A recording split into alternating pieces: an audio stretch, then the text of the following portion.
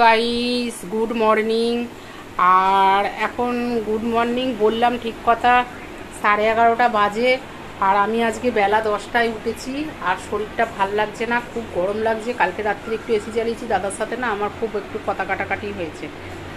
আর এখন একটু রান্না বসাবো, একটু ঝিঙে আলুর পোস্ত করব, পাতলা করে মুসুর ডাল করব, গন্ধে লেবু আর পটল বানান করব। ঠিক আছে, আজকে আর কোনো রিচ খাবো না। কালকেও মটন খেয়েছি, পরশুও মাটন খেয়েছি। আর শরীরটা কেমন করছে, খুব গরম লাগছে। এই কি গো, কথা বলছো না কেন? দেখছেন, কথা বলবে না। সবসময় এরকম মুখ হাড়ি করে থাকলে হয় না। তুমি যখন যেটা চাইবে তখন সেটা তোমাকে দিতে হবে, এটা কোনো কথা নয়। ঠিক আছে, তুমি যা বলবে তাই শুনতে হবে, এটা কোনো কথা না। এদিকে আসো, এদিকে আসো। হাত ঝাটকা, ঠিক আছে, পরে এসো আমার কাছে, তবু ভালো করে ভালো করে। তোমাকে আমার দরকার লাগবে কখন বলো তো? ঠিক সময় মতন রাতে বলবে না আমার পাটা টিপে দাও সোনা, আমাকে একটুখানি মাথাটা ঘেঁটে দাও সোনা, ভালো করে দেবো। কিচ্ছু দেবো না।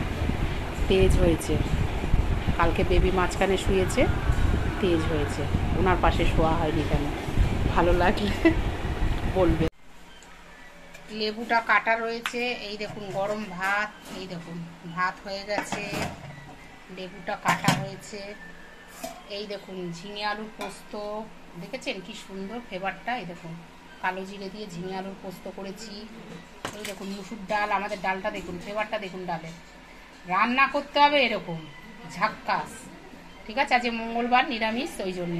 আমাদের বগলা মা আছে, বগলা মা মানে বগলা কালী, শুম্ভ নিশুম্ভকে যে বধ করেছিল উনি, কালীর আর একটা রূপ। ঠিক আছে, এই দেখুন মুসুর ডাল, এই দেখুন পোস্ত।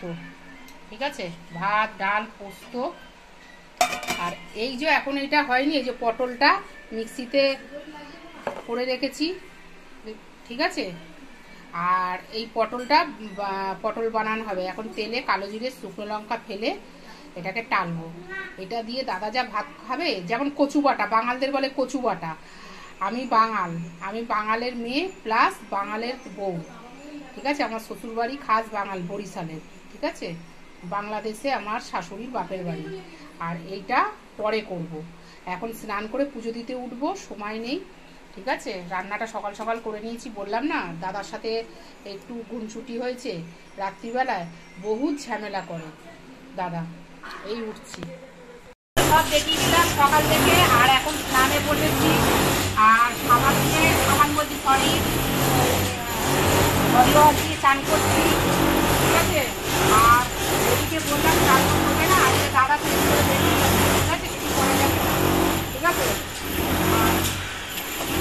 আপনি পাতা চুল কাছে, এই দেখুন ডেটল কি ব্যবহার করি, দেখুন ডেটল।